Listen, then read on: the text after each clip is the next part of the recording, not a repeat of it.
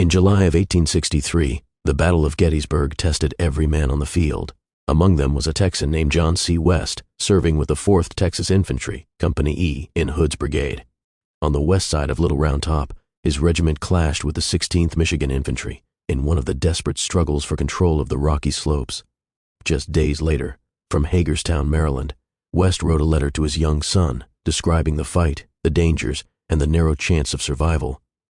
What you are about to watch is an imaginative recreation. We picture John C. West much later in life, looking back and reciting that very letter. The image before you has been restored and colorized so he may speak to us once more in his own words. Listen closely. This is not fiction. It is the voice of a father, a soldier, and a survivor, recalling his place at Gettysburg and the letter he hoped his son would one day read. Now, let us hear John C. West's letter to his son.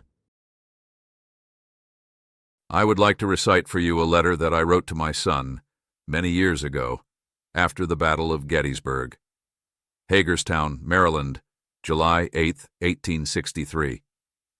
My dear little man, I wrote to Mama from our camp near Chambersburg, Pennsylvania, and as tomorrow is your birthday and you are getting to be a big boy, I thought you would like for Papa to write you a letter and tell you something about the war and the poor soldiers. God has been very good to me since I wrote to Mama. He has saved my life when many thousands of good men have been slain, all around me. On the 1st, 2nd, and 3rd of July, a very terrible battle was fought near Gettysburg.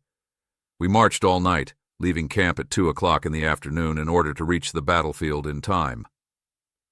There had been some fighting on the 1st, and we passed a hospital where I saw a great many wounded soldiers, who were mangled and bruised in every possible way, some with their eyes shot out, some with their arms or hands or fingers or feet or legs shot off, and all seeming to suffer a great deal.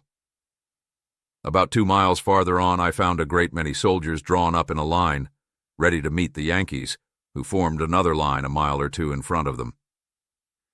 These lines were 3 or 4 miles long, and at different places on the hills were the batteries of artillery. These, you know, are cannons, which shoot large shells and iron balls a long distance. We kept in this line so long, and I was so tired, I went to sleep and dreamed about you and Mama and little sister, and I asked God to take care of you if I'm taken away from you. After a while, we were marched off in a great hurry towards the left of the Yankee line of battle, which is called the left wing, and was opposite to our right wing, which was composed principally of Hood's division. Our brigade was ordered to charge upon one of the Yankee batteries, which was posted on a mountain as high as Mount Bonnell, with another battery on a still higher mountain, just back of it, to support it. We were standing in an open field, under the shot and shell of these batteries, for half an hour, before we moved forward, and a good many soldiers were killed all around me.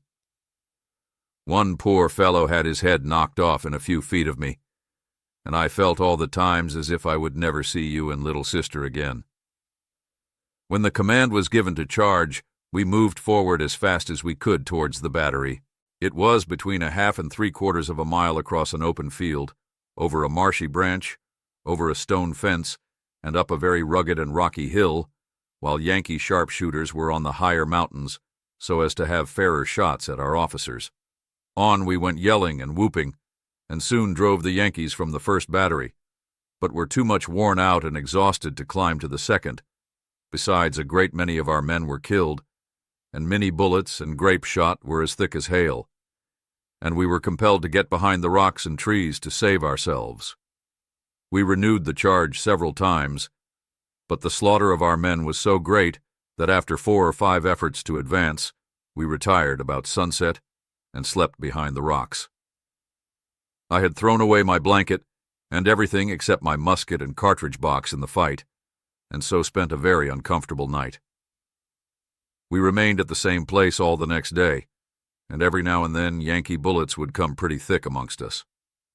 One bullet went through my beard and struck a rock half an inch from my head, and a piece of the bullet hit me on the lip and brought the blood. Lieutenant Joe Smith, of McLennan County, was killed in 10 feet of me, and John Terry and Tom Mullins were both wounded in the shoulders. I wanted to write my little man a letter, which he could read when he was a big boy. But it has been raining, and the ground is very wet, and everything so uncomfortable that I cannot enjoy it. Tell Mama she had better put off her visit to South Carolina until the war is over, as she seems to be doing very well, and it will be better for her. Your father, truly, John C. West.